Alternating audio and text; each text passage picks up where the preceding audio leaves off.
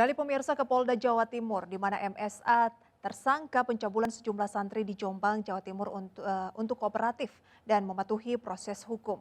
Jika 14 hari ke depan sejak berkas perkara dinyatakan lengkap tidak memenuhi panggilan, polisi akan jemput paksa tersangka.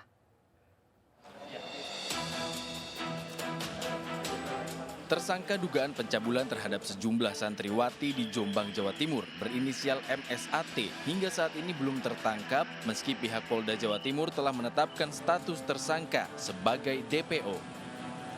Polisi meminta agar tersangka mematuhi proses hukum terkait penyidikan dugaan pencabulan yang telah dilakukannya.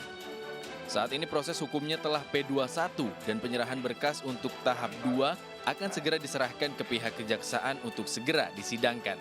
Namun tersangka hingga kini belum juga tertangkap atau menyerahkan diri. Kami juga berharap dari pihak saudara MSAT juga patuh terhadap aturan hukum yang ada. Ini kan mekanisme hukum yang harus dilaksanakan.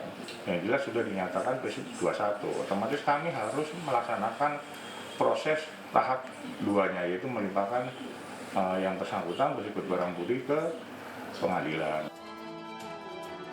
Sementara itu Kapolres Jombang AKBP Nur Hidayat mengingatkan masyarakat yang selama ini berjaga di pesantren tempat tersangka kasus pencabulan santriwati tinggal untuk tidak lagi melakukan penghadangan jika polisi melakukan penjemputan paksa terhadap tersangka. Bahkan siapapun nanti yang menghalang-halangi proses penjemputan paksa pihak kepolisian memastikan akan menindak tegas dengan menangkap dan memprosesnya ke jalur hukum. Kami himbau pada instansi atau lembaga yang terkait untuk kooperatif. Kooperatif di sini proses hukum sudah berlaku, tentunya ada mekanisme hukum yang harus dijalani, tidak melibatkan massa yang akhirnya mengganggu ketertiban lingkungan sekitar.